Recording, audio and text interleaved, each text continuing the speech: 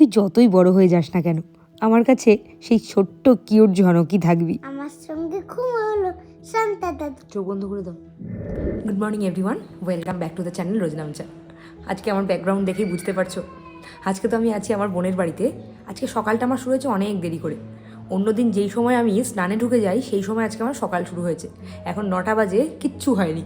ঝনককে এবার খাওয়াবো, খাইয়ে তো স্নান করিয়ে রেডি করাবো, তারপরে নিজে রেডি হব। অন্যদিন রাক্ষসের দায়িত্ব থাকে, এগুলো আজকে আমার নিজেই দায়িত্ব। আজকে কোনো অসুবিধা নেই, আজকে তো কোনো কাজই করতে হচ্ছে না, এমনকি ঝনকের খাবারটা পর্যন্ত ওরা বানিয়ে দিয়েছে, সেই কাজটাও পর্যন্ত আমাকে করতে হয়নি। এরকম মাঝে মাঝে না রিল্যাক্সে এসে কাটাতে ভালোই লাগে দিনগুলো। কাছাকাছি ভাই বোনরা থাকলে এরকম বিয়ের পরে রিল্যাক্সে কাটানো। মা যেমন মাম্মার বাড়ি থেকে অনেকটাই দূরে থাকে, আবার মাম্মাও মায়ের বাড়ির থেকে অনেকটা দূরে থাকে। ওই জন্য ইচ্ছে হলেই না মা ওই মাম্মার বাড়ি গিয়ে দুদিন রেস্ট নিয়ে এলো, সেটা পারে না। মাম্মা মাঝে মাঝেই বলে, মানে ঝনকের দিনমার কথা বলছি। কিন্তু আমরা যেহেতু কাছাকাছি থাকি আমাদের সেটা হয়। কিন্তু স্কুল, ওই যে স্কুলের জন্য মাঝে মাঝে আটকা পড়ে যাই, আবার রুমের দুটো বাচ্চা, সেই জন্য মাঝে মাঝে আটকা পড়ে যায়। কিন্তু সময় সুযোগ পেলে মাঝে মাঝে এরকম একসাথে হতে কিন্তু বেশ ভালো লাগে। কালকে সারাটা রাত খুব আনন্দে কেটেছে, রাত্রিবেলা অনেকক্ষণ গল্পও করেছি আমরা, ওই জন্যই আজকে উঠতে দেরি হয়ে গেছে। আর কথা না বাড়ি চলো এবার দিনটাকে শুরু করি। এবার দেখতে থাকো সারাদিন কী করি। আজকে তো আমি নিজেকে একেবারে রানী মনে করছি। আরে দাঁড়াও, কাজকর্ম পরে শুরু করব। আজ তো শুধু ঝনকের কাজটুকু করলেই হবে, তাই হাতে অনেক সময় আছে। দাঁড়াও, আগে তোমাদেরকে এই গাছগুলো দেখাই।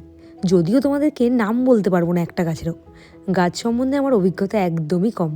রুমদের বাড়িতে এলে অনেক গাছপালার সাথে দেখা হয়, তবে আমার ইচ্ছে আছে আমার বাড়িতেও কয়েকটা ইনডোর প্ল্যান্ট রাখার। তোমরা আমাকে একটু সাজেস্ট করো, ঘরের মধ্যে আমি কি কি গাছ রাখতে পারি। মানে ধরো এই রকম যেই সব গাছগুলোর মেনটেনেন্সের খুব একটা ঝামেলা নেই, কিন্তু দেখতে লাগে দারুণ। যেমন ধরো এই গাছটা, কি সুন্দর দেখতে, পাতাগুলো পুরো লাল, একদম অপূর্ব লাগলো। কে জানে কি নাম। এতদিন ভয় পেতাম ঝনকের জন্য, এখন তো ঝনক মোটামুটি তাও বড় হয়েছে, একটু বারণ করলে শোনে। ওই জন্যই ইচ্ছে হয়েছে ঘরে আমিও কিছু গাছ রাখবো। তোমাদেরকে এবার মজার জিনিসটা দেখাই। ঝনক কিন্তু আজকে ঘুম থেকে উঠে গেছে, কোনো জ্বালাতন করেনি, একেবারে নিজের থেকে। যেই ঘুম ভাঙলো সাথে সাথে উঠলো, উঠেই নামার জন্য একদম রেডি, মোজা টোজা না ভরেই বেরিয়ে ঘরে উঠে গেছে। শুনেছে বেরির গলা, ব্যাস। আর বেরি প্রত্যেকদিন সকালে ঘুম থেকে উঠে মা করতে করতে কাঁদতে কাঁদতে ওই ঘরে যায়। আজকে যেই ঝনক এসছে এখানে, ব্যাস কোনো ব্যাপার না, মাকে দরকার নেই। এই দুটোর অবস্থা শুধু দেখো। হ্যাঁ, আর চেরি এখনো ঘুম থেকে ওঠেনি। চেরি একটু অন্যরকম, এই দুটো একটুখানি একরকম। এই দুটো তো একদম মানে দেখে এদের কি জমজ। বেরি কিন্তু গুড গার্ল, কোনো বায়না নেই। দেখো মাঝে মাঝে মাম্মার দিকে তাকাচ্ছে আর ঠিক খেয়ে নিচ্ছে। কিন্তু আমি যেমন একরকম ব্যস্ত থাকি, রুমও কিন্তু ব্যস্ত থাকে। প্রথমে চলে একজনের পর আরেকজনকে খাওয়ানো, তারপরে চলে একজনের পর আরেকজনকে স্নান করিয়ে একেবারে রেডি করা। স্কুল যাওয়ার আগে এই সমস্ত কাজগুলো করে রেখে তারপরে ও যায়। বেরিকে খাওয়ানোর পরে ফ্রেশ করিয়ে দাদু আর ঠাম্মার কাছে নিচে দিয়ে এসেছে, এবার চেরিটাকে নিয়ে এসেছে। তবে একটা কথা বলতেই হবে, শুভমদা সকালবেলা উঠে যেভাবে হেল্প করলো আমি দেখে একেবারে অবাক হয়ে গেলাম। দিকে মোটামুটি গীতাদি সবটা সামলে দিয়েছে, ওই দেখো চাঙের ওপরে উঠেছে।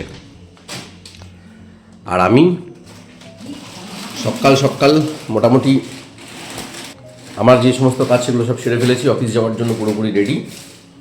কালকে 4খানা আর অর্ধেক 4.5খানা রেকর্ডিং কালকে কমপ্লিট করেছি। একেবারে ওখানে যে 6:45 নাগাদ বসেছি, আর উঠেছি রাত্রি 2:30টায়। মাঝে বেশ কয়েকবার টয়লেট গেছি, কারণ প্রচুর উষ্ণ গরম জল খেয়ে খেয়ে কাজ করেছি, নাহলে ঘুম পাচ্ছিল। আর মোটামুটি সকালবেলায় উঠেছি ঘুম থেকে ওই এদিক ওদিক করতে করতে 9টা। তার মধ্যে এই যে 10টা বাজতে এখন 10 মিনিট বাকি, আমার বেরোনোর টাইম হয়ে গেছে।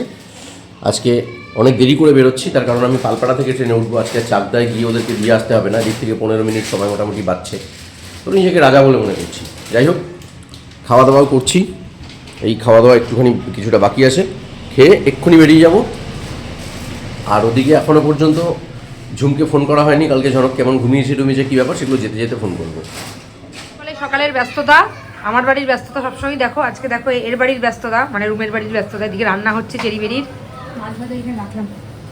আর ওই পাশে দেখো ঝনককে সকালবেলা এই করতে করতে স্নান করিয়ে দিয়েছি। ঝনকের স্নান হয়ে গেছে, এবার আমি যাব। এতক্ষণ একটু চেরির সাথে খেলেছি, এবার আর বেরির সাথে খেলা। তোমরা ভেবো না স্নান করিয়ে একই জামা কাপড় পরিয়ে দিয়েছি, আসলে সোয়েটার একটাই নিয়ে এসেছি। ওই একদিনের জন্য না হাজার একটা জিনিস টেনে আনতে ইচ্ছে করে না। ব্যাপারটা কি তোর? হ্যাঁ, এই যে তোর ব্যাপারটা কি? ব্যাপারটা কি? কোথায় যাবো আমি বাড়ি যাবো না, এখানে থাকবো। এইবারে চেরি বেরিরও স্নান খাওয়া হয়ে গেছে। তখন বেজে গেছে প্রায় 10:30টার বয়সী। আমরা এবার রেডি হচ্ছি স্কুলে যাওয়ার জন্য। আর এদিকে বেরিটা যা শুরু করেছিল না, ভাবতে পারবে না, মায়ের কাছে আবার একটা মারও খেয়েছে। বাড়িতে থাকলে 9:30টায় বেরোই, আর আজকে এখন বাজে 11টা, এতক্ষণে বেরোচ্ছি। এখানে আরামে ছিলাম, তারপরে কোনো তাড়া ছিল না। আর আমি তো 9:30টায় বেরিয়ে, আমাকে 9:30টায় বেরোতেই হয় বাধ্য হয়ে। এখন বেরিকে ছেড়ে চলে যাচ্ছি, তাই তো বেরির জন্য মনটা খারাপ লাগছে আমার। চেরিকে তো সাথে নিয়ে যাচ্ছি, কোনো ব্যাপার না। বেরি এখন লাগবে বেরি এখন ব্যাপারটা বুঝতে পারেনি যে আমরা চলে যাচ্ছি। যখন বুঝতে পারবে তখন কান্নাকাটি শুরু করবে, কি করছিস? আর নামে না, এখন নামে না। ও বাবা, তলে একটা পোকা আছে। কোনো লাভ হলো না এইসব পোকা টোকার গল্প দিয়ে। তারপরে উনি নেমে দৌড়লেন বাইরের দিকে। আমরা তো চেষ্টা করছি ওকে লুকিয়ে লুকিয়ে বেরোনোর, কিন্তু মনে হচ্ছে না সেই সুযোগ হবে বলে। এবার নিচে যাব, গিয়ে খাবো, খেয়েই বেরোবো। যাওয়ার আগে শেষ আতিথেয়তা করে দিচ্ছে। বাবা, খাওয়ার পরিমাণটা শুধু দেখো, কী করে এত কিছু খাবো কি জানি। 11টার সময় বাড়িতে থাকলে 9:30, 9টার সময় খাই, আর এখানে 11টার সময় রুটি, পেঁয়াজ কলি, আলু ভাজা, কেক, ডিম, কলা। আর কেকটা কি 25শে ডিসেম্বরের কেকটা আগে খাইয়ে দিচ্ছিস? কালকে খাওয়াতে পারবি না বলে। নিচে যখন এসে বসলাম খেতে, তখন শুনছি ঘরের থেকে চিৎকার কান্না চেরির। আসলে ওর ঠাম্মা ওর সামনে বসেই খাচ্ছিল। খেতে খেতে হঠাৎ কি কাজ ছিল যেন উঠে এসেছে। আসলে সকালবেলা যখন ওর ঠাম্মা খেতে বসে, ও পাশে বসে বসে ওই সব খায়, ওই কখনো একটু ডিম, একটু তরকারি। যেই উঠে এসেছে ভাবছে যে ওকে আর দেওয়া হবে না, ওই জন্যই ওরও এত চিৎকার করে কান্না।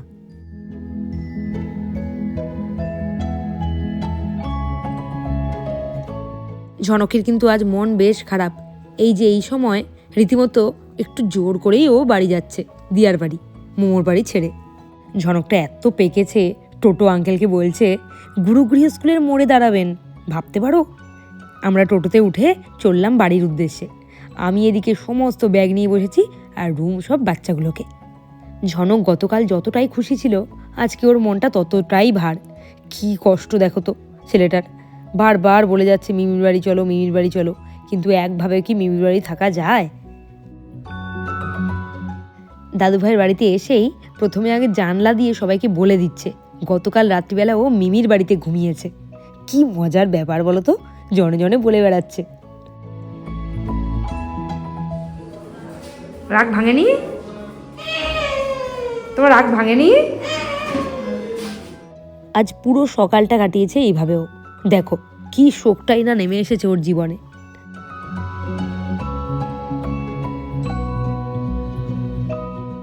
আজ কিন্তু স্কুলের কাজকর্ম সেরে ওপরে একটু তাড়াতাড়ি এসেছি। এখন ঝনককে খাইয়ে দেবো। খাইয়ে দাইয়ে তারপরে আমি যাব ঝনকের স্কুলে। আসলে আজকেই ওর স্কুলের রিঅ্যাডমিশনের ডেট। আবার আমরা হোটেলে চলে এসেছি।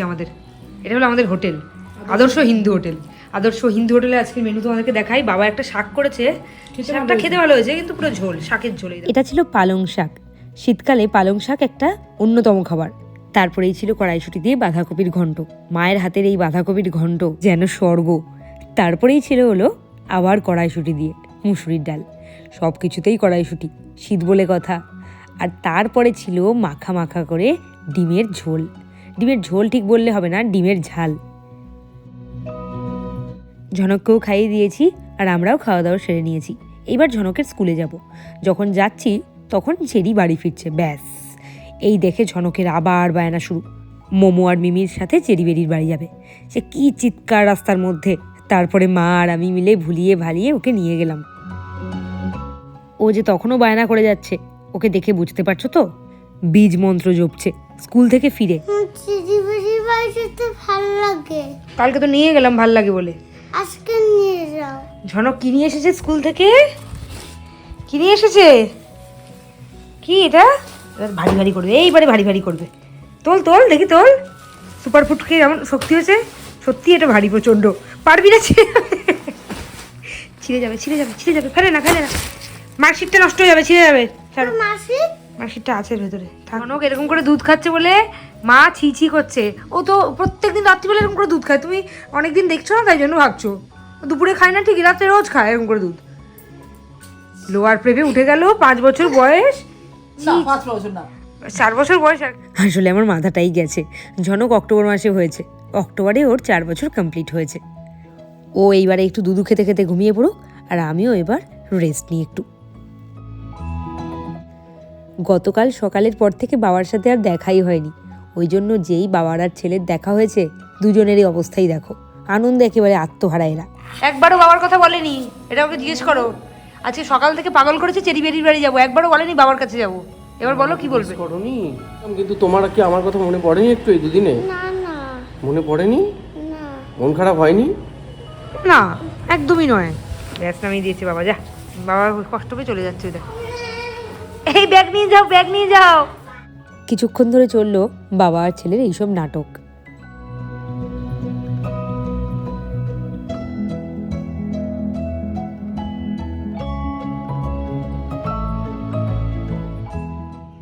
এই তোমার কি লজ্জা বলে কিছু আছে?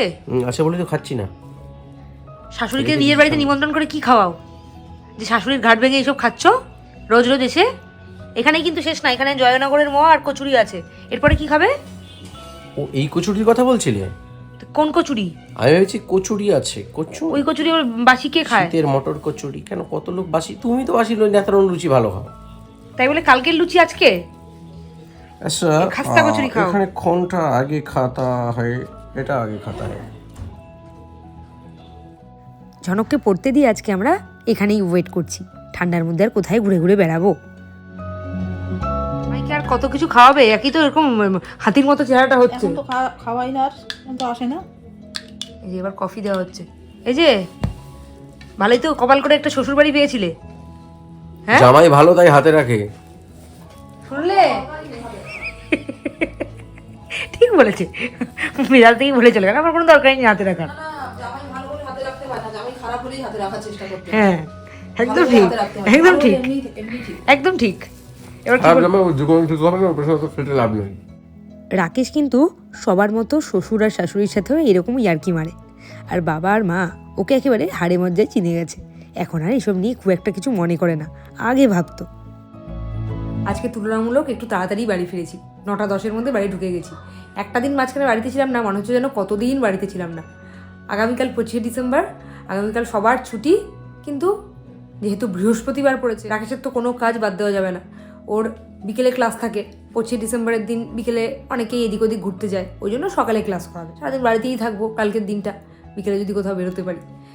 এখন বাড়ি এসেছি, এবার রুটিন মাফিক কাজগুলো চালিয়ে যাই তাড়াতাড়ি করে। যত তাড়াতাড়ি কাজ ছাড়বো তত তাড়াতাড়ি রাত্রিবেলা শুতে পারবো, আর যত এখন একটু বসে থাকবো তত রাত্রিবেলা আরও 1টার জায়গায় 1:30 বাজবে, 1:30টার জায়গায় 2টো বাজবে। আর তোমরা তো একটু আগে শুনলেই গতকাল নাকি 6:45টার সময় কাজ করতে বসে 2:30টা পর্যন্ত কাজ করেছে। বাপরে বাপ, এই চলতেই থাকবে। আসার পর থেকে এই ছেলেটার মাথায় ভূত চেপেছে, আর ভূতটা চাপিয়েছিল ওর দিদি ভাই। ওকে নাকি জিঙ্গেল বেল না সান্তা ক্লজ ওকে নাকি কালকে গিফট দেবে, তাই জন্য ও গিফট পাবে আর আমি নাকি ওর জন্য ব্যাগ ঝুলিয়ে রাখবো। আমি তো আমার ব্যাগটাকে ঝরাতে পারবো না। সে তো আমাকে ব্যাগটা আগে দাও না, বাবার কাছ থেকে ব্যাগটা নিয়ে আসো। তো কি করবে তুমি ব্যাগটা নিয়ে? সিঙ্গেল বেলকে আগে তুমি বার করে টাকা দেবে, ও এই ব্যাগটা খুলে তারপরে জিঙ্গেল বেলকে আগে। ও জিঙ্গেল বেলকে আমি টাকা দেবো আর তারপরে জিঙ্গেল বেল তোমার জন্য গিফট দেবে? হ্যাঁ আমি তো ঘুমোবো, তারপরে আমি ওটা রেখে তারপরে আমি ওটাকে এখানে রেখে দিয়ে ঘুমোবো। ব্যাগটাকে রেখে? না না, ওই গিফটটাকে রেখে। গিফট তো এখন দেবে না, ঘুম থেকে ওঠার পর দেখতে হবে, এখন তো পাবে না গিফট। এখন ব্যাগটাকে রেখে ঘুমোতে হবে। ও যে ব্যাগটাকে রেখে। হ্যাঁ ঠিক আছে, তুমি এখন ঘুমিয়ে পড়ো, শুয়ে পড়ো, আর আমি তারপরে ব্যাগটা এখানে রেখে দেবো। আচ্ছা ব্যাগটা দাঁড়াও মোজা খোলেনি। আমি উপরে উঠে মোজা খুলবো ভাবছিলাম। ঝনক তো মহা আনন্দে শুয়েছে, ও তো এই আশাই আছে ঘুম থেকে উঠে দেখবে ওর জন্য গিফট এসে গেছে। ঝনক তুমি কি ব্যাগ নিয়ে শুয়েছো? না না, কোনো ব্যাগ আসেনি। ব্যাগ তো নিজেকেই রাখতে হয়। এই যে তোমার জন্য একটা ব্যাগ রাখলাম এখানে, ঠিক আছে? ঘুম থেকে উঠে দেখো এর মধ্যে গিফট এসেছে কিনা। ঝনকের জন্য এই যে ব্যাগ রেখে দিয়েছি, একটা প্লাস্টিক ব্যাগ। এবার খুব তাড়াতাড়ি ঘুমিয়ে পড়ো, যখন সকালবেলা ঘুম থেকে উঠবে তখনই যেন জিজ্ঞেস করো যে খেলনা কোথায় বা গিফট কোথায়। মাঝরাতে আবার জিজ্ঞেস না করে বসে, মাঝরাতে হয়তো ঘুম ভাঙলো 2টোর সময়, দুধ খেতে উঠলো, আমাকে হয়তো জিজ্ঞেস করে বসলো তখন গিফট কোথায়, আমার মাথাটা তখন একেবারে গরম হয়ে যাবে। তাই জন্য এখন ঘুমিয়ে চারিদিকে আলো হবে, সূর্য উঠবে, তখনই শুধু জিজ্ঞেস করবে, অন্ধকারে কিন্তু আসে না গিফট। ও তুমি শান্তা দাদুকে নিয়ে এসো, শান্তা দাদু গিফটটা দেবে কি করে? দাঁড়াও শান্তা দাদুকে দিচ্ছি তোমাকে। না শান্তা দাদু নাও, শান্তা দাদুটা দিয়ে কি করব? শান্তা দাদুকে ঘুম পাড়িয়ে দাও পাশে। মাঝরাতে শান্তা দাদু গিয়ে তোমার জন্য গিফটটা নিয়ে আসবে। এই সান্তা দাদুটা, হ্যাঁ, শুয়ে থাকো, শুয়ে পড়ো, শুয়ে দাও। সান্তা দাদু ঘুম মারলো। নিজের বাচ্চার মন রাখার জন্য কত কিছু দিয়ে করতে হয় এখন, ভাবলেও মাঝে মাঝে হাসি পায়। আমরা যখন ছোট ছিলাম এইসব জানতামও না, এখন যত দিন যাচ্ছে না এইসবের চল খুব বেড়ে যাচ্ছে। এই যে স্যান্টা রাত্রে গিফট দেবে, মোজা ঝুলিয়ে রাখতে হবে, না হলে কোনো ব্যাগ ঝুলিয়ে রাখতে হবে, এইসব কি ছোটোবেলায় আমরা জানতাম? না, আমরা কোনোদিন এইসব করিও নি। ওই বড়দিনের দিন ম্যাক্সিমাম বাবা একটা কেক আনতো, ব্যাস, আর তেমন কিচ্ছু হতো না। কোথাও ঘুরতে যাওয়া ওইসব ছিল না, বা এইসব গিফট পাওয়া এইসবও ছিল না। ঝনককে একটু আনন্দ দেওয়ার জন্য এটা করলাম। এই যে স্যান্টা ক্লজ একটা ছিল বাড়িতে, ছোট্ট দেখে ওকে দিয়ে দিলাম, আর বললাম যে এই দাদুকে নিয়ে রাত্রে ঘুমিয়ে পড়ো, সকালে উঠে দেখবে এই দাদু তোমাকে গিফট দিয়েছে। এবার আমি ঘুমোচ্ছি, সান্তা দাদুকে এখানে আগে রেখে দিই, এবার এখানে রেখে দিই কম্বলটাকে, এবার এই সান্তা দাদুর গায়ে দিয়ে দিই কম্বল, তারপরে এবারও ঘুমিয়ে পড়ি সান্তা দাদুর সঙ্গে। দেখা যাক ঝনক সোনা কালকে কী কী গিফট পায় স্যান্টার থেকে। চলো আজকের ভিডিওটা এখানেই শেষ করি, কালকে আবার নতুন ভ্লগে দেখা করি। Good night, tata.